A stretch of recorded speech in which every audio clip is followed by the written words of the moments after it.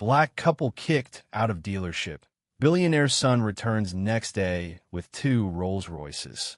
Imagine being kicked out of a car dealership just for looking like you don't belong.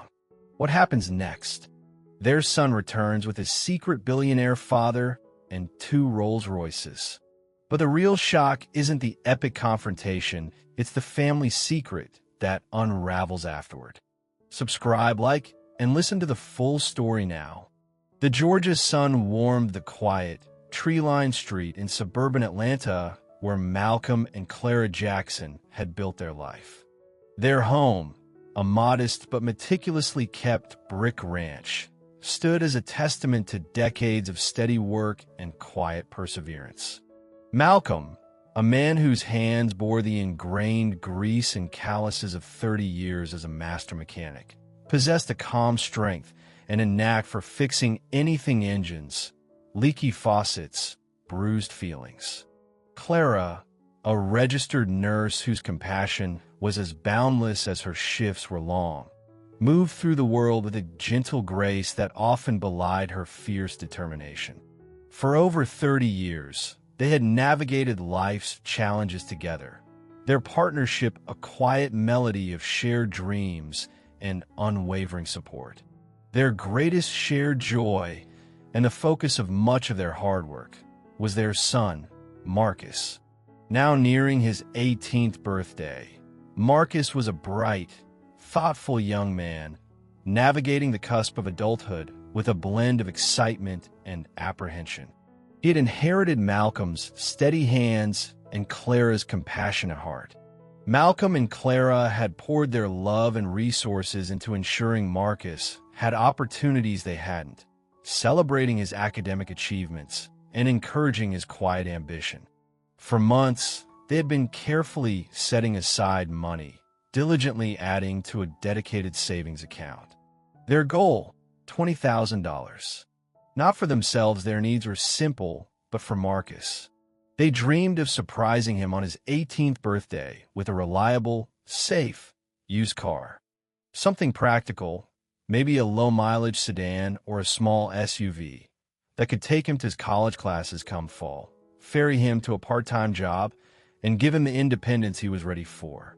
The $20,000 represented countless overtime hours for Clara, numerous weekend side jobs for Malcolm, and frugal choices made without complaint. It was a fund built not just with money, but with parental love and sacrifice, earmarked for a milestone they eagerly anticipated celebrating. As Marcus's birthday approached, the account finally reached their target, and they felt a quiet surge of pride and anticipation. The dealership, Prestige Auto Imports, sat on a busy thoroughfare known for its high-end retailers and luxury brands. Its gleaming glass facade showcased vehicles far beyond Malcolm and Clara's budget sleek European sports cars, and imposing SUVs polished to a mirror shine. They hadn't come for those. Their research indicated the dealership also maintained a curated selection of certified pre-owned vehicles, often trade-ins from wealthy clients, which sometimes included reliable, well-maintained sedans within their price range. Dressed in their neat but simple Saturday clothes, Malcolm in pressed khakis and a collared shirt, Clara in a modest floral dress, they walked through the automatic glass doors, feeling slightly intimidated but determined. The cool, quiet air inside hummed with exclusivity, smelling faintly of expensive leather and air freshener. They bypassed the main showroom floor, heading toward the designated pre-owned section visible through an archway. There, nestled amongst more recent luxury models, was a likely candidate, a 3-year-old silver sedan, a well-regarded Japanese brand known for reliability. It looked pristine, and the price listed on the window sticker was just within the upper limit of their budget. Perfect for Marcus. Clara reached out tentatively, her fingers brushing the smooth, cool metal of the driver's side door handle. Malcolm leaned down, peering through the window at the clean interior, nodding appreciatively at the low mileage displayed on the odometer. They exchanged a hopeful glance. "This could be the one. Can I help you?" The voice was sharp, condescending, cutting through their quiet moment. They turned to see a salesman approaching, a man likely in his late 40s, wearing a suit that seemed a size too tight and an expression that hovered between boredom and disdain. His name tag read Dave. He made no effort to smile or offer a handshake, his eyes flicking over their clothes with undisguised appraisal and dismissal. "Yes, thank you," Clara began politely, withdrawing her hand from the car door. "We're interested in this sedan. For our son." Dave scoffed, a small, unpleasant sound in the quiet showroom. "This one? Really?" He glanced at the car, then back at them, his lip curling slightly. "Are you sure you're in the right place? We specialize in luxury imports." "We saw it listed online," Malcolm stated calmly, though he felt a familiar prickle of unease. "It fits what we're looking for. We have funds available." Dave seemed unconvinced, his gaze lingering on Malcolm's work-roughened hands, then Clara's sensible shoes. "Look," he said, stepping closer, adopting a conspiratorial tone that only amplified his condescension. "Maybe you didn't see the price tag correctly. This isn't a buy here, pay here lot down the road. This is a serious vehicle." He leaned towards the car, making a show of inspecting the door Clara had touched. "Please don't lean on the merchandise. And frankly, this area is for customers who are seriously considering a purchase today." The implication hung heavy and ugly in the air. Clara felt a flush creep up her neck. "We are seriously considering it," she insisted, her voice trembling slightly. "We have saved $20,000 for a down payment, or to buy outright, depending on the final price." Dave threw his head back and laughed, a short, barking sound that echoed in the space. $20,000? Honey, that might cover the wheels and tires on some of these cars, if you're lucky. He dropped the facade of politeness completely. "Listen, I don't have time for looky-loose or people who clearly can't afford to be here. Why don't you just run along before you track dirt on my showroom floor?" He gestured dismissively towards the exit. "Go on, get out. Don't waste my time." The raw prejudice, the blatant assumption based entirely on their appearance and race, struck them dumb for a moment. Humiliation burned hot, mixed with a weary anger. Malcolm felt his fists clench, but he met Dave's smug gaze with quiet fury. He saw the flicker of fear in Clara's eyes and knew they needed to leave, not dignify this man with further argument. He took Clara's trembling hand firmly in his. "Come on, Clara," he said, his voice low but steady. "This man, this place, they aren't worth our time or our money." Without another look at Dave, who watched them go with a triumphant smirk, they walked out of the gleaming dealership, the weight of the insult far heavier than the $20,000 they still carried.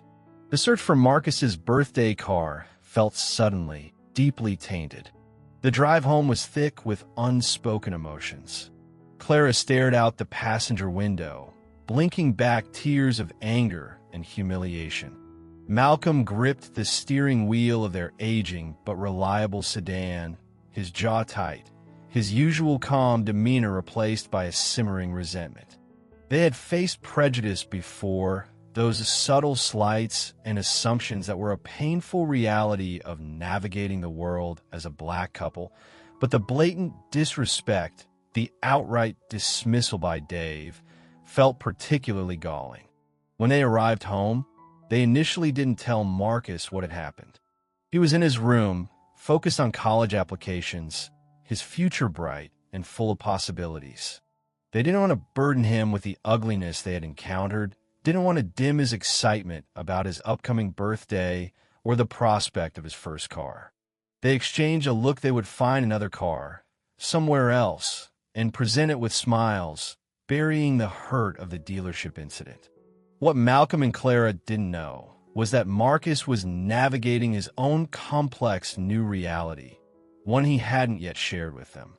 Several months prior, Marcus had received a carefully worded letter, followed by discreet communication from representatives of Nathaniel Jackson, the reclusive billionaire founder of the tech giant MJ Tech. Nathaniel Jackson, the letter explained, believed he was Marcus's biological father.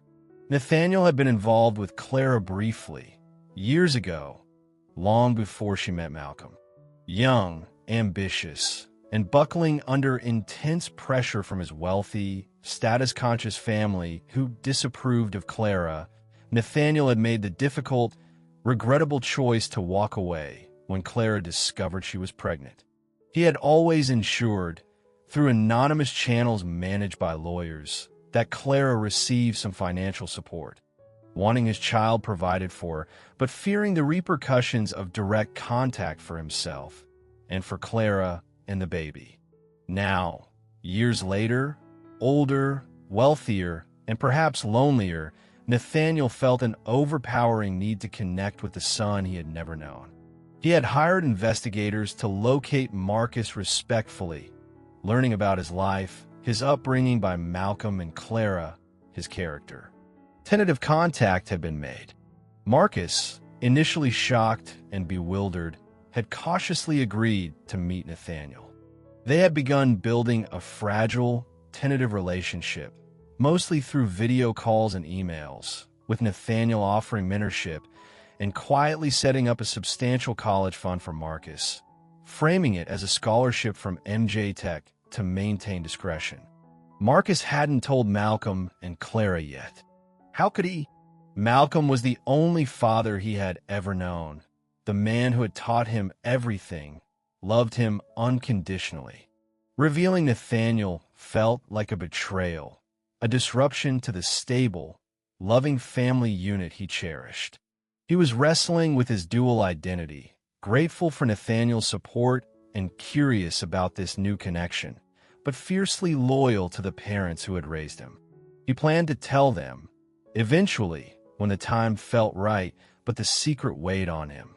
He was living a double life, albeit one rooted in complex emotions rather than malice. The knowledge of his connection to one of the wealthiest men in the country felt surreal, a secret power source he didn't quite know how to handle, especially contrasted with the everyday, hard-working life of the parents he adored. Despite their best intentions to shield Marcus, the atmosphere in the Jackson household that evening was undeniably strained. Malcolm was quieter than usual, the easy banter absent. Clara moved through her evening routine with a forced cheerfulness that didn't quite mask the hurt lingering in her eyes. Marcus, perceptive and sensitive to his parents' moods, knew something was wrong. During a lull in the evening, after dinner dishes were cleared, Marcus gently probed. "Everything okay, Mom? Dad? You guys seem kind of quiet tonight. Did the car searching not go well?" Clara hesitated, exchanging a look with Malcolm. Malcolm sighed, deciding Marcus, nearly an adult, deserved the truth, even if it was unpleasant. "It didn't go well, son," he admitted, keeping his tone even. He recounted the visit to Prestige Auto Imports, focusing on the salesman's rudeness and dismissal, carefully omitting the most overtly racist elements, but conveying the disrespect they had endured. The salesman. Well, he decided we didn't look like we belonged there. Didn't think we could afford anything. Basically told us to leave. Clara added softly, "He was very unpleasant, Marcus. We won't be going back there. We'll find you a great car somewhere else, don't you worry." But Marcus wasn't placated. Hearing his parents, the two people he admired most in the world for their integrity and hard work, described being treated like unwelcome intruders, ignited a fury within him. It wasn't just about a rude salesman. It felt personal, an attack on his family, on their dignity. He saw the lingering hurt behind their attempts to downplay the incident. And intertwined with his anger was the sudden, powerful awareness of his secret connection. Nathaniel Jackson, billionaire, owner of MJ Tech, a man who commanded respect, a man whose name opened doors, or perhaps could slam them shut. In that moment, Marcus made a decision. This wasn't just about finding another car dealership. This was about justice. It was about ensuring that the salesman, Dave, understood the profound error he had made in judging Malcolm and Clara Jackson. He felt a surge of power, the potential influence of Nathaniel Jackson tingling like an electric current. He wouldn't let this stand.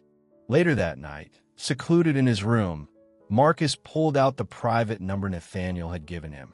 His heart pounded as he dialed, unsure how Nathaniel would react, but driven by righteous anger. "Nathaniel? It's Marcus. Marcus, good to hear from you. Everything all right?"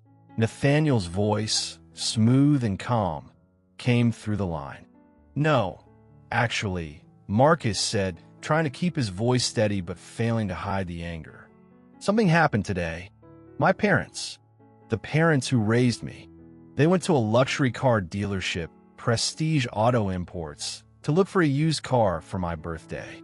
They had $20,000 saved."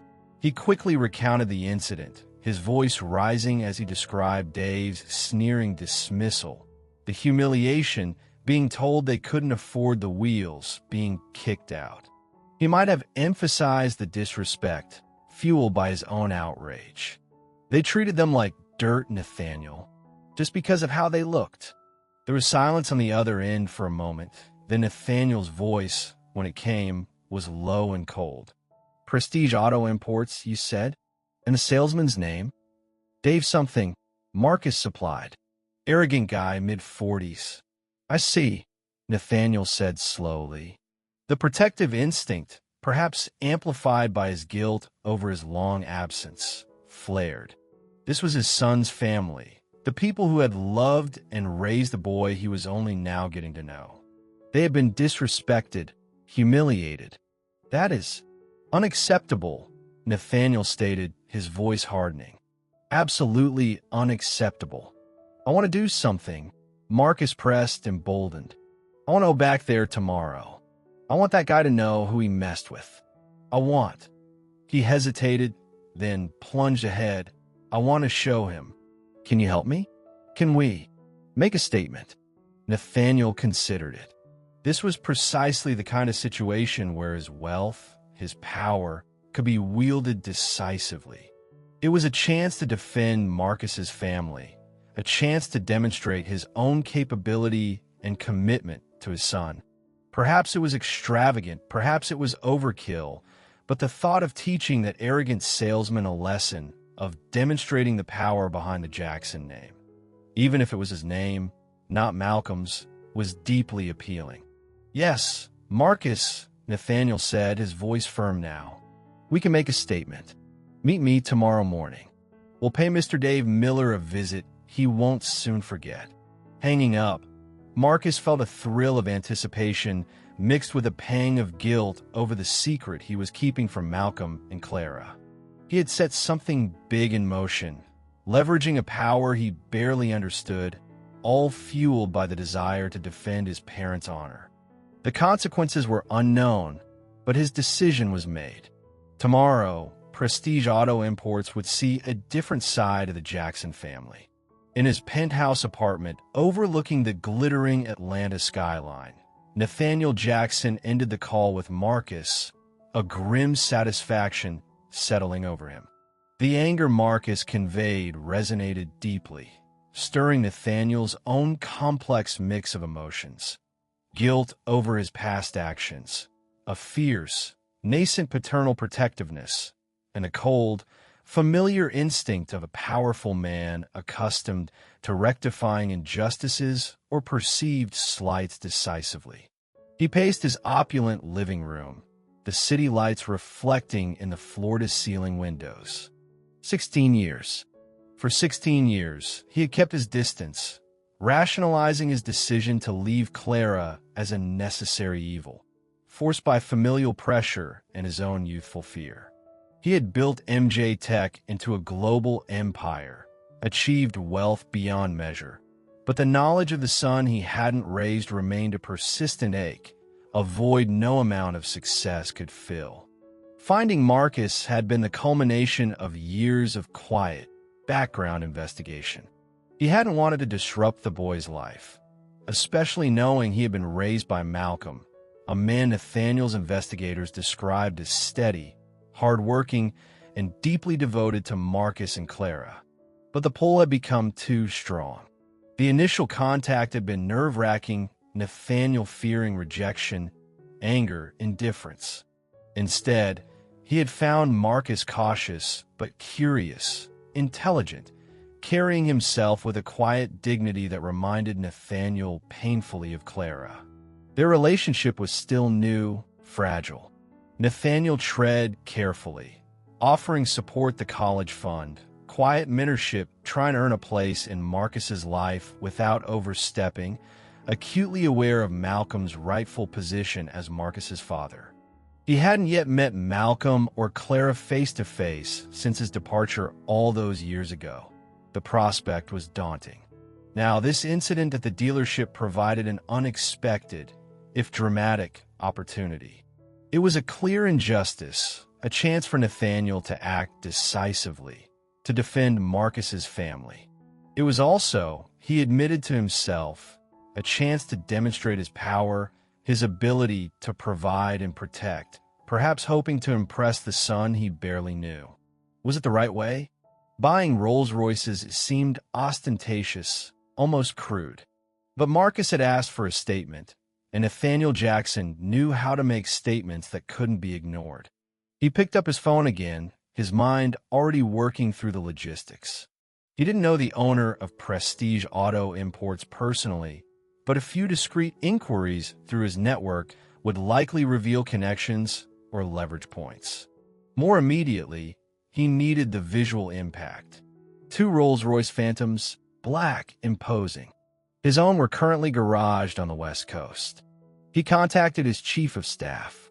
"Thompson," he barked into the phone, "I need 2 black Rolls-Royce Phantoms delivered to my Atlanta residence by 8 a.m. tomorrow. Top specifications. And drivers. Arrange high-end rentals if necessary. Flawless condition is essential. Also, have a tailored suit ready for Marcus Jackson, find his measurements from the college fund application, deliver it with the cars. And clear my morning schedule." He hung up before Thompson could ask questions. Nathaniel Jackson rarely explained himself. He acted. Tomorrow, he would stand with Marcus. He would provide the overwhelming display of wealth and power Marcus seemed to crave in this moment of anger. He would ensure that the disrespect shown to Malcolm and Clara was answered unequivocally. And perhaps, in doing so, he could take another small step towards bridging the 16-year gap separating him from his son. The cost was irrelevant. The message was everything. The hours leading up to the confrontation were charged with a nervous energy. Marcus barely slept, his mind racing with anticipation and anxiety. He felt a strange mix of righteous anger and guilt. Anger at Dave, anger at the prejudice his parents faced, but guilt over the secret he was keeping from them and the sheer scale of the planned response. He met Nathaniel early the next morning at a discreet location Nathaniel had arranged. When Marcus saw the 2 gleaming black Phantoms, their presence almost unervingly silent and powerful, his breath caught. A driver presented him with a suit bag containing a perfectly tailored dark suit, shirt, and tie far more luxurious than anything he owned. The sheer efficiency and resources at Nathaniel's command were staggering. "You approve?" Nathaniel asked, watching Marcus's reaction. He looked impeccable himself, radiating quiet authority. "It's a lot," Marcus admitted, feeling slightly overwhelmed. "Are you sure about this?" "You wanted to make a statement," Nathaniel replied calmly. "This is a statement. That salesman judged your parents based on appearance. Tomorrow, appearance will speak volumes, just in a different language." He paused, looking at Marcus intently. "But this isn't just about showing off, Marcus. It's about demanding respect for your family. For Malcolm and Clara. They deserve that. The mention of Malcolm and Clara by Nathaniel felt strange, grounding. Marcus nodded, his resolve hardening again. Okay, let's do it. As they drove towards the dealership in separate cars, planning their arrival, Nathaniel tried to bridge the gap further, asking Marcus about his college plans, his interests. Marcus answered, but his mind was preoccupied. He found himself comparing Nathaniel's cool, commanding presence with Malcolm's quiet warmth. Both were strong men, but in vastly different ways. He respected Nathaniel's power, was grateful for his support, but his deep-rooted love and loyalty belonged firmly to Malcolm and Clara. This grand gesture felt like something for them, but orchestrated by an outsider, complicating his feelings. Meanwhile, back at the Jackson house, Marcus had told his parents he had a surprise plan to deal with the dealership situation and asked them to dress nicely and be ready for a ride he was arranging. Malcolm and Clara were puzzled, but trusted Marcus. They assumed he planned to return, perhaps with a prepared speech, to calmly demand an apology or speak to a manager. They had no inkling of Nathaniel's involvement or the sheer scale of Marcus's plan. Their trust in Marcus was absolute, built on years of open communication and mutual respect. This secret, however necessary Marcus felt it was for the plan's impact, created an invisible barrier. Clara noticed Marcus seemed tense, preoccupied, but attributed it to his anger over the incident. Malcolm worried his son might get into an argument, advising him to stay calm and respectful no matter what. "We don't need to sink to that man's level, son," Malcolm had said that morning. "Just hold your head high."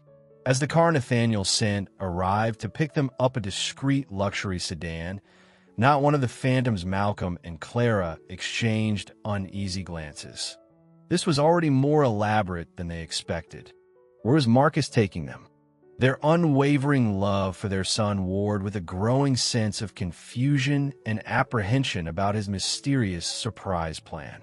Their relationship, usually transparent, was momentarily clouded by Marcus's well-intentioned but significant omission.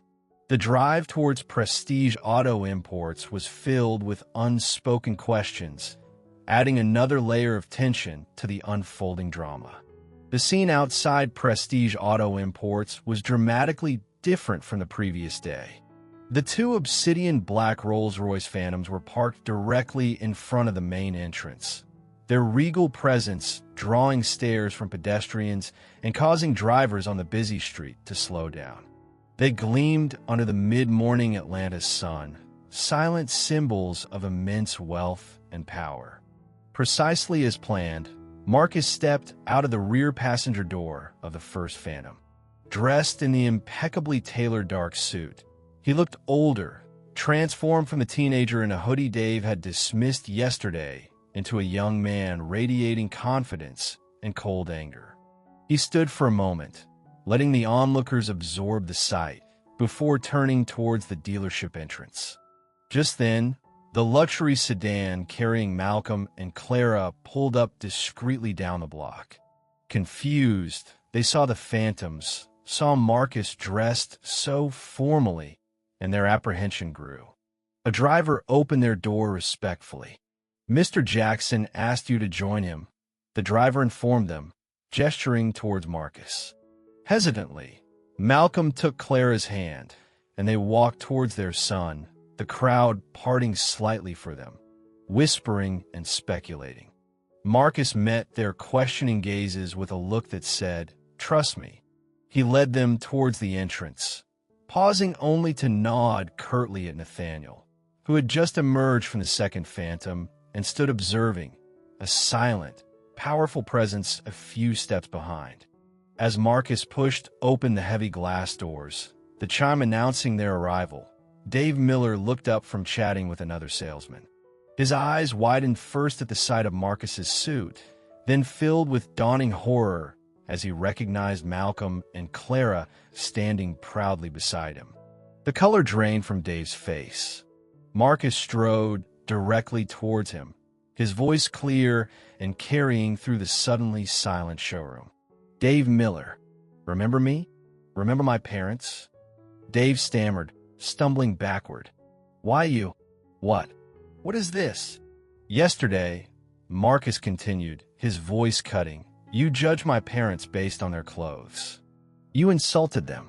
You threw them out of this dealership because you assumed they couldn't afford to be here." He paused, letting the weight of his words hang in the air. "Today, I'm here to correct your assumption." He gestured vaguely towards the phantoms visible through the windows. "I came to buy 2 Rolls-Royce Phantoms. One for my mother, one for my father." A collective gasp went through the staff and the few customers present. Dave looked physically ill. "Buy? You? Who? Who are you?" A small, cold smile touched Marcus's lips. "I'm Marcus Jackson." He paused for effect. "Son of Nathaniel Jackson, founder and CEO of MJ Tech." He nodded towards his parents, who stood watching, stunned but resolute. "And these are my parents, Malcolm and Clara Jackson. The people you treated like dirt yesterday." As if on cue, Nathaniel Jackson stepped forward, moving with quiet authority to stand beside Marcus, his gaze sweeping over Dave with icy dismissal. "My son," Nathaniel stated, his voice low but resonant, instantly commanding attention, "wishes to purchase 2 vehicles as gifts for his parents. I concur with his decision. Please arrange the paperwork." Dave trembled, looking wildly between Marcus, Nathaniel, Malcolm, and Clara. The world had turned upside down. The power dynamic had shifted so violently, so completely, it left him reeling, speechless, and terrified. The statement had been made. The immediate aftermath of the bombshell announcement was a whirlwind of stunned silence followed by frantic, hushed activity among the dealership staff. Dave Miller stood frozen, his face a mask of disbelief and terror. He finally found his voice, turning pleading eyes towards Nathaniel, recognizing him now as the titan of industry. "Mr. Jackson, sir, I had no idea. Please, it was a misunderstanding. I am so sorry for any offense caused to you, to your son, to them," he stammered, gesturing vaguely at Malcolm and Clara. "If I had known who they were." "That's precisely the problem, isn't it?" Nathaniel cut him off, his voice dangerously quiet. "Your respect is conditional. It's reserved for those you perceive as important, wealthy. It's not offered freely, as basic human decency requires." He pulled out his phone. "Give me your general manager, or perhaps the owner." While another employee scrambled to comply, Marcus stepped forward again, addressing Dave directly, though his words were clearly meant for his parents as well. "The apology isn't for Mr. Jackson or me," Marcus said firmly. "You owe my parents an apology for how you treated them." Dave turned desperately to Malcolm and Clara. Mrs. Jackson, I am truly, profoundly sorry. I was unprofessional, I was. Wrong. I made assumptions. Please forgive me." His apology was laced with fear for his job, his desperation palpable. Malcolm looked at Clara, then back at Dave. He saw not just the salesman, but a man clearly terrified of the consequences of his actions. While the anger still simmered, Malcolm's inherent sense of decency surfaced. "We accept your apology," Malcolm said, his voice heavy but firm. "But let this be a lesson. You don't know what people carry in their hearts or their wallets just by looking at them. Treat everyone with respect." "Everyone," Clara nodded in agreement, adding softly, "What you did was hurtful. Don't do it to anyone else." Just then, Nathaniel finished his call, having spoken directly to the dealership's owner, whom his network had quickly identified. His expression was grim. "I have lodged a formal complaint regarding Mr. Miller's discriminatory behavior," Nathaniel announced coolly. The owner assures me there will be a full investigation and appropriate action will be taken regarding Mr. Miller's employment and the dealership's staff training protocols. He gave Dave a final, dismissive look. I believe your presence is required elsewhere, Mr. Miller. Pale and shaking, Dave practically fled towards the back offices. Nathaniel then turned to Malcolm and Clara, his expression softening slightly. Now, about the vehicles. Malcolm held up a hand, looking overwhelmed. Mr. Jackson, Nathaniel, thank you for supporting Marcus, for standing up for us. But Rolls-Royces? That's too much. We appreciate the thought, truly, but we can't accept them. Clara nodded. We just wanted a reliable used car for Marcus, something safe for college. Marcus looked momentarily disappointed, but then understood. It wasn't about the extravagance. It was about the principle. But Dad, Mom, he needs to make this right. Marcus insisted, looking towards Nathaniel, then back at the dealership manager who had nervously approached. A compromise formed. Nathaniel, seeing the wisdom in Malcolm's stance, but still wanting a resolution that acknowledged the offense, addressed the manager. My family came here yesterday prepared to spend $20,000 cash on a suitable used vehicle for my son. They were denied that opportunity due to unacceptable behavior by your staff. He gestured towards the silver sedan they had originally looked at.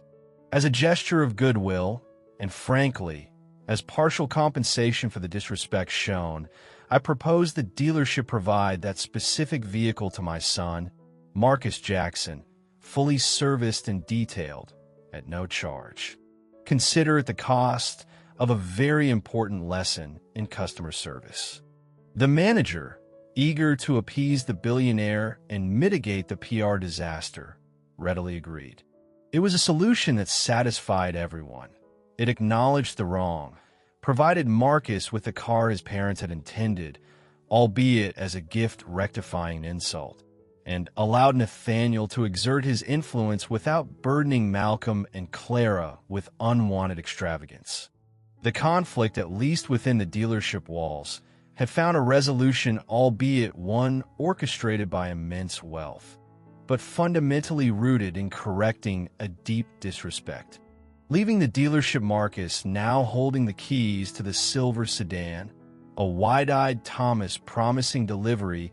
After full detailing, the four Jacksons walked towards Nathaniel's waiting car in a cloud of complex emotions. The immediate crisis was over. The salesman facing consequences and a form of justice, however unconventional, had been served. But the larger issue, the secret Marcus had kept, hung in the air. Inside the quiet luxury of Nathaniel's car, the atmosphere was thick with unspoken questions. Malcolm finally broke the silence, turning to Marcus, his expression kind but serious. Marcus, son, what has happened back there? The Rolls-Royces, Mr. Jackson stepping in. There's more going on here, isn't there? Marcus took a deep breath, looking from Malcolm and Clara's concerned faces to Nathaniel's impassive one. He knew he couldn't maintain the secret any longer. Yes, Dad. Mom, he began hesitantly.